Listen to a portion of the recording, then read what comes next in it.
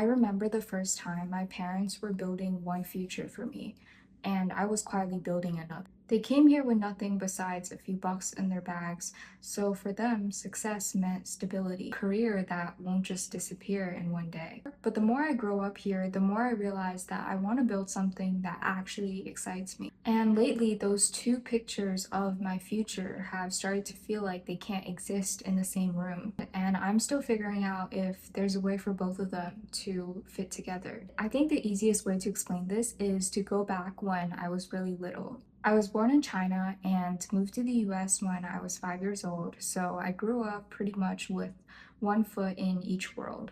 At home, my parents talked about success in a way that made it really clear and specific. Oftentimes, it meant becoming a doctor or an engineer or a lawyer, something that would guarantee a paycheck and a future that no one could take away from you. I remember sitting at our kitchen table and doing my homework while I heard my mom on her phone calling her friends, and she would always end up discussing which kids got into what programs or whose daughter just got accepted to med school. It wasn't like those conversations were mean or anything. It was just this quiet way of showing how success looked like in her ideal world.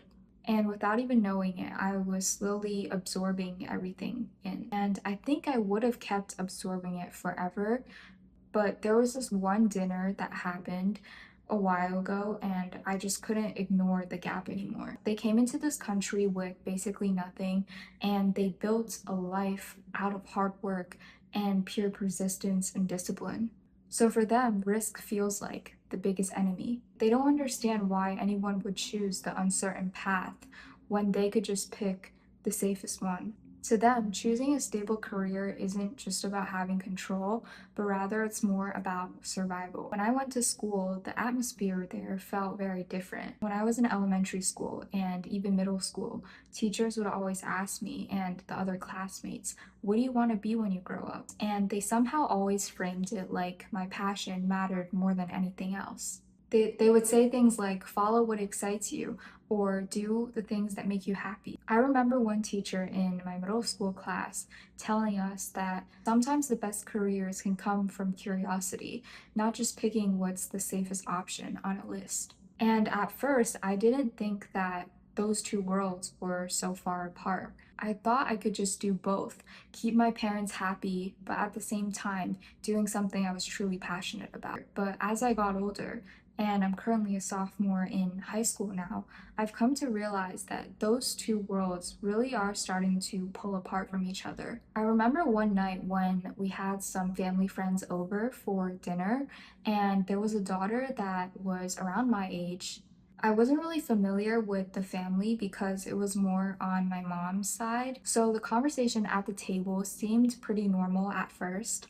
But then my mom's friend started talking about her daughter and how she had already planned a path for her to get into med school. She described all the prep classes, the volunteer hours, and exactly like what courses she was going to take. And she did it in this very honest and earnest way that made it clear she had thought about every single step. And I could see my parents listening, and I could almost feel as if this is exactly what they wanted for me, the safe path and what they thought was the right one. And at the dinner table, I just sat there eating my food, but inside I felt this strange heaviness sitting on my chest. Since I was doing this science research program in my school, it's a 3-year program that starts on sophomore year.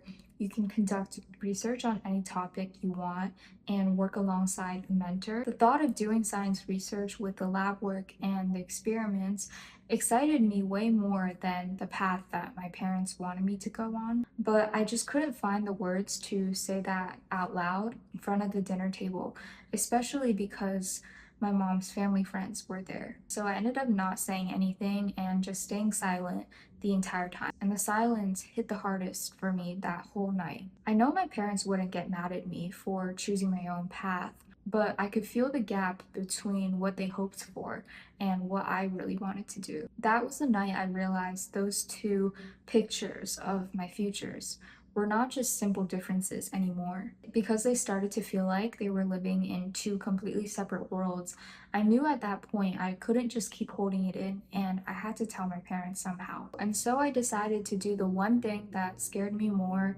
than disappointing them. I sent out email after email to professors working in laboratories and in universities that were near me because I truly wanted to get hands on lab experience over the summer. I spent weeks sending email after email, and I would check my inbox every single morning. Most of the time, my inbox stayed empty or as it was. Sometimes this professor or the other would say no, but one day this one professor actually agreed. So I told my parents, and they actually agreed to help me rent out an apartment near the school because that just made more sense than having to drive back and forth every single day. I remember moving into that apartment that first day and feeling all sweaty. I had to move all this luggage up by myself.